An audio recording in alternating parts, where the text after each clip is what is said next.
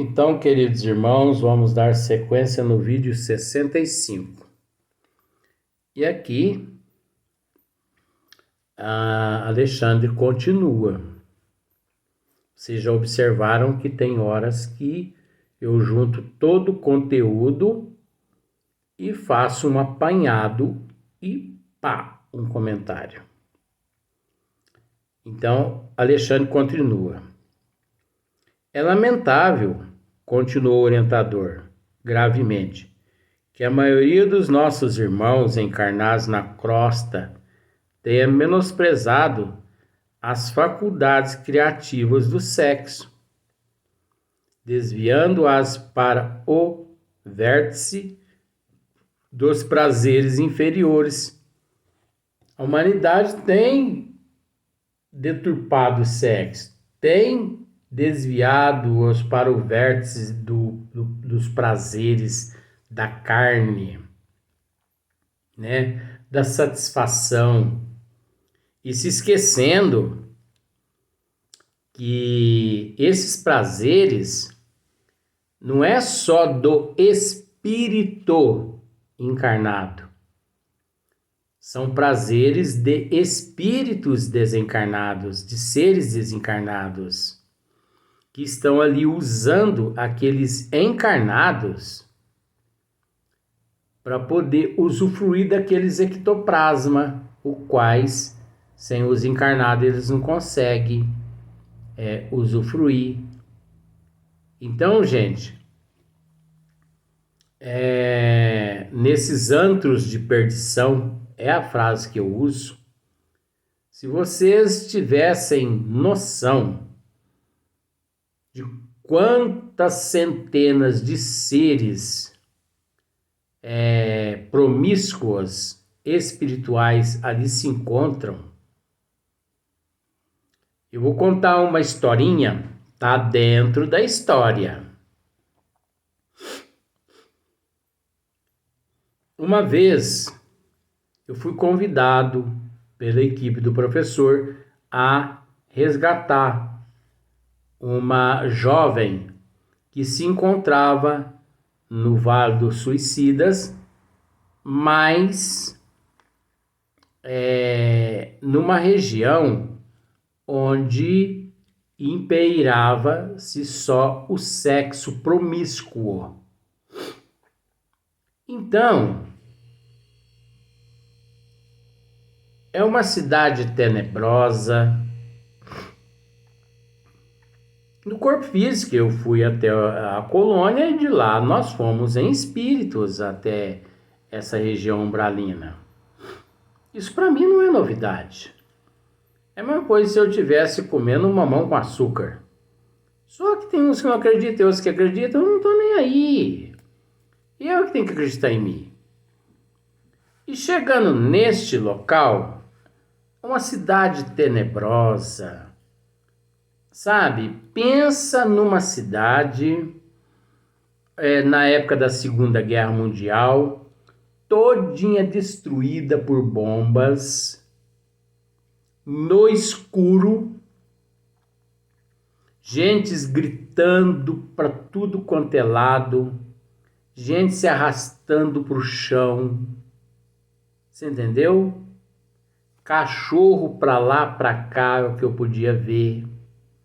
Só que eu vinha saber que aqueles cães não eram cães, e sim seres metamorfoseados através da licantropia. Olha só para você ver. Então, uivos distante, trovoada distante, chuvas distante, cheiros de enxofre para tudo quanto é lado. Tinha certas regiões que eram iluminadas através de alguns raios. Mas nós conseguíamos enxergar, porque nós tínhamos na nossa visão algo de especial que podíamos andar, assim, caminhar no escuro, como se estivesse caminhando mediante assim a claridade do sol, vamos pensar assim. E Depois de caminhar muito nesta cidade, nós chegamos num antro de perdição. E nós adentramos esse antro sem que eles pudessem nos ver.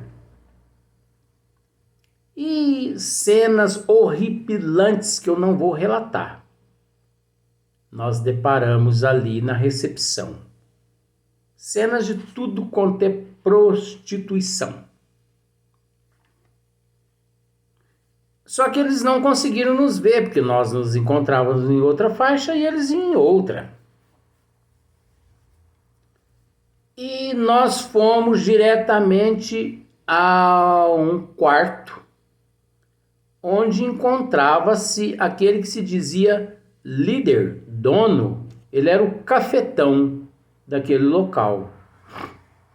Gente, ele tinha aproximadamente uns 500 quilos. Ele era um monstro. Você entendeu? Ele era totalmente sem forma. Ele tinha uma língua que tinha aproximadamente uns 3 metros de comprimento. E esse olho aqui, a terra vai te comer, porque esse olho viu essa língua. Só que ele não nos via. E tinha uma jovem que cometeu alguns deslizes enquanto no corpo físico e foi parar nesta região. Era uma jovem egoísta, orgulhosa, era uma jovem assim que se sentia melhor que todo mundo, era vaidosa, vivia de prazeres, vivia de ilusão, de fantasias, vendia o corpo em troca de muitas coisas na terra. Então, quando ela desencarnou, foi parar lá. E chegando lá, gente, nós deparamos com uma cena muito obscena. Mas muito obscena mesmo. Eu vou narrar algumas coisas, mas vou me reservar a não tocar em certos assuntos. Nós tivemos a oportunidade de vê-la amarrada em uma cama e ele introduzia a língua dele na boca dela. Você entendeu? E essa língua dele, ela fazia uma varredura no organismo inteirinho dela, sugando as energias ectoplásmicas em todos os órgãos. Essa língua, ela tinha acesso. Ia no coração, nas artérias, nos pulmões, no baço, no pâncreas, no fígado, na região ginecológica todinha, na região anal todinha. Você entendeu? E, inclusive, essa língua saía para fora nessas regiões,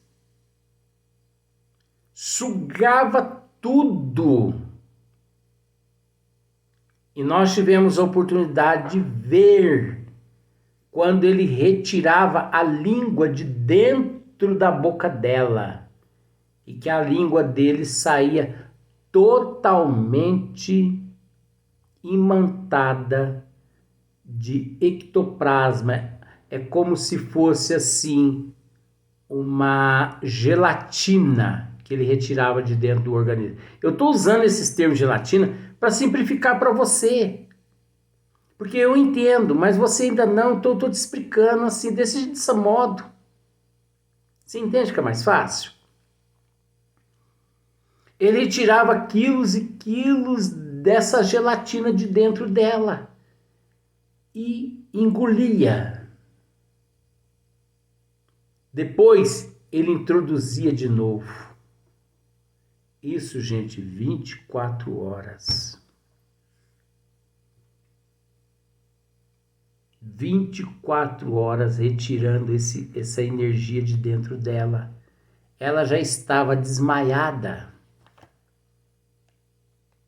Aí, em dado momento, depois que ele se satisfez bastante, sabe? O instrutor, pegou, aplicou-lhe um dardo nele, sem que ele percebesse. E ele entrou num estado letárgico, como se diz, num sono. Aí foi possível nós resgatar aquela nossa irmã. Quando ele acordou, ele não a encontrou mais ali. Só que ele era tão gordo que ele não conseguia se locomover da cama.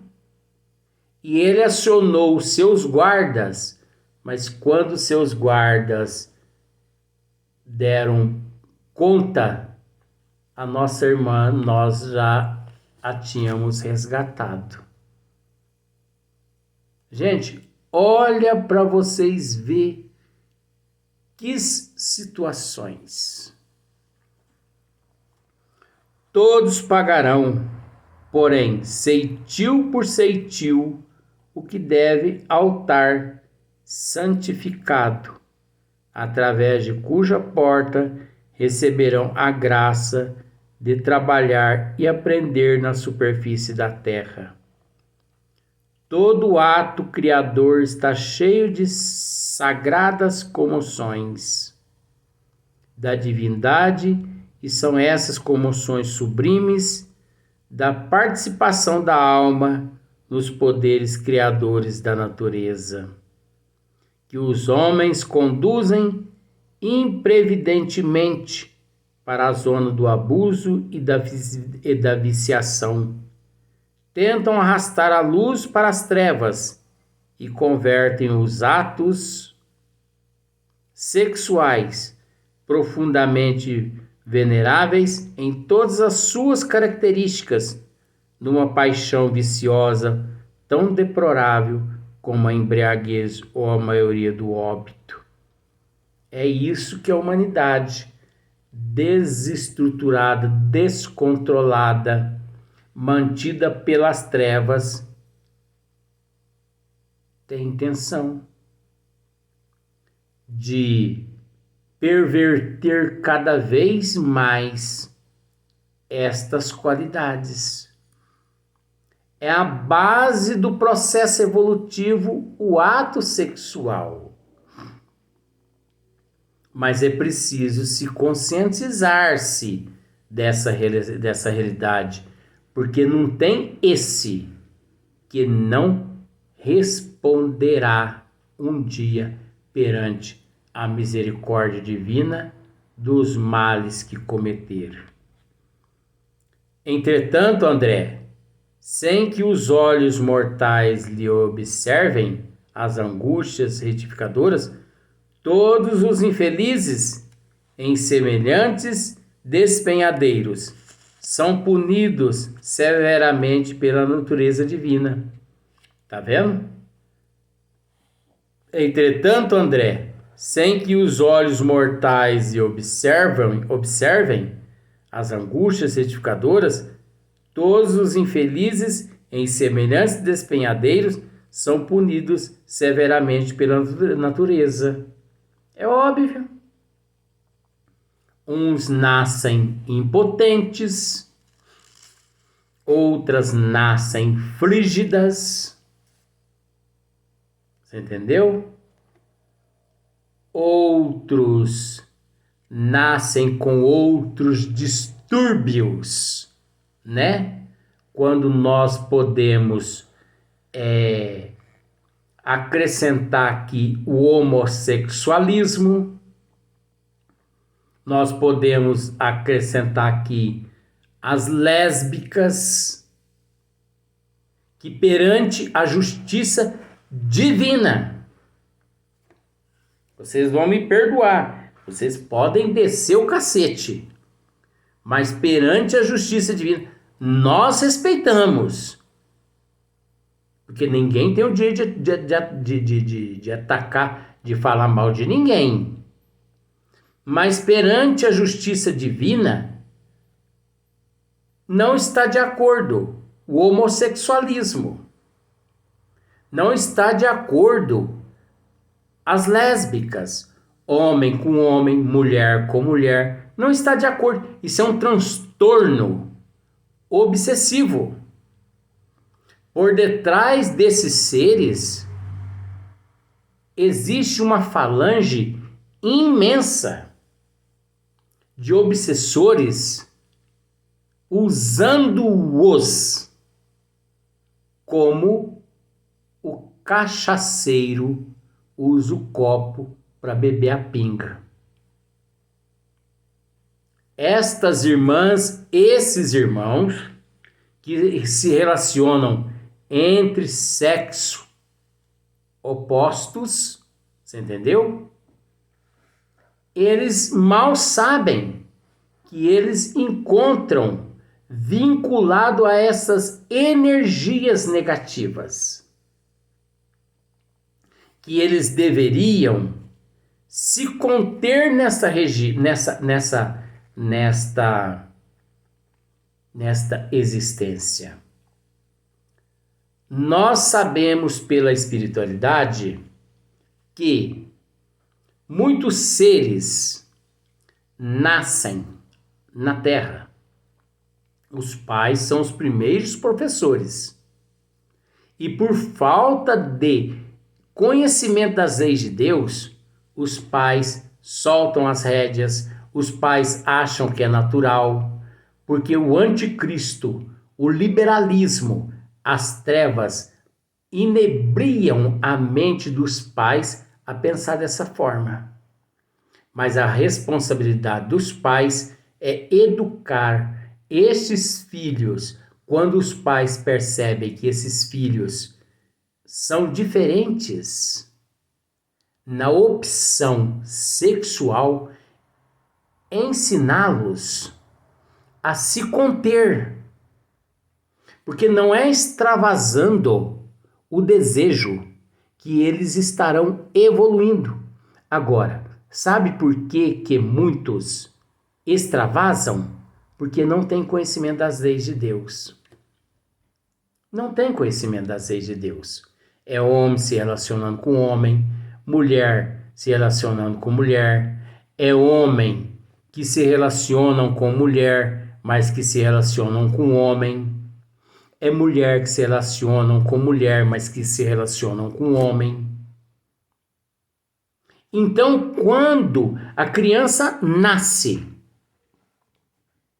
e que ele começa a gatinhar, a andar, os pais reconhecem ali aquele transtorno.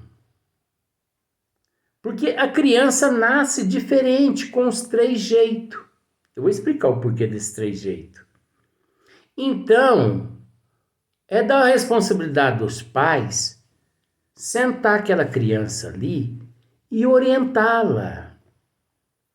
Ensiná-la a se conter. Meu filho, você é um ser especial.